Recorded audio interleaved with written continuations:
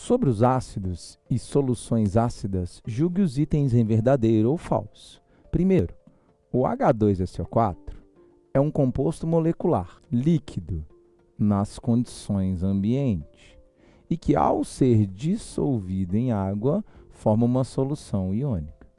Bom, avaliando um por um, H2SO4 é um ácido. Ácidos são substâncias moleculares, formadas por moléculas. Então, a primeira informação está correta. São líquidos nas condições ambiente. Bom, nós temos dois ácidos líquidos nas condições ambiente. Ácido sulfúrico, H2SO4, e ácido fosfórico, H3PO4.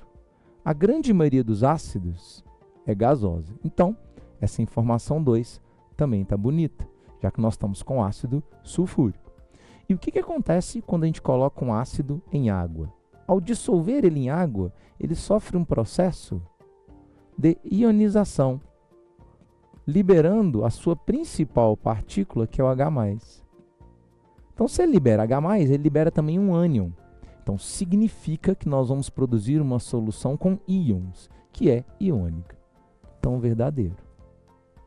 Segunda afirmação, o grau de ionização alfa de um ácido indica a porcentagem das moléculas dissolvidas em água que sofrerão ionização. Perfeito! O alfa é, na realidade, o número de moléculas que se ionizaram sobre o número total de moléculas. Então, se ele der um valor decimal, a gente transforma esse valor em porcentagem apenas multiplicando por 100. Então, se o meu alfa é de 0,4, significa que 40% das moléculas se ionizaram. Então, está certinho, 40% das moléculas sofrem ionização nesse exemplo hipotético. Então, a 2 está certa. 3. Uma solução aquosa de ácido clorídrico apresenta o número de cátions H+, igual ao número de Cl-. Portanto, essa solução é eletricamente neutra e não conduz eletricidade. Bom, tudo vinha caminhando bem.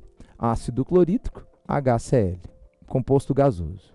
Se eu colocá-lo em água, ele vai ionizar, liberando H+, Cl-, todos aquosos. Realmente, vai produzir uma quantidade de cátions, H+, igual a de ânions, cloreto, já que formou 1 de H+ para cada 1 de Cl-.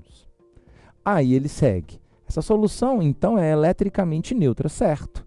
Porque o total de cargas positivas é igual ao de negativas. Mas o final que é o problema. Por isso, ela não conduz eletricidade? Bom, na realidade, é pelo fato de ter esses íons que ela conduz a eletricidade.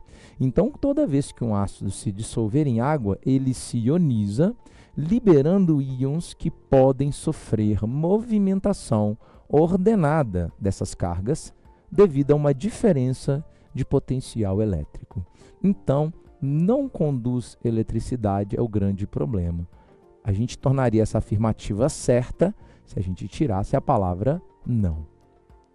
Terceiro, H3BO3, ácido bórico, H2CO3, ácido carbônico e HCN são exemplos de hidrácidos fracos. E o ácido sulfúrico e ácido nítrico são oxiácidos fortes. Bom, a informação está com um problema na palavra hidrácido.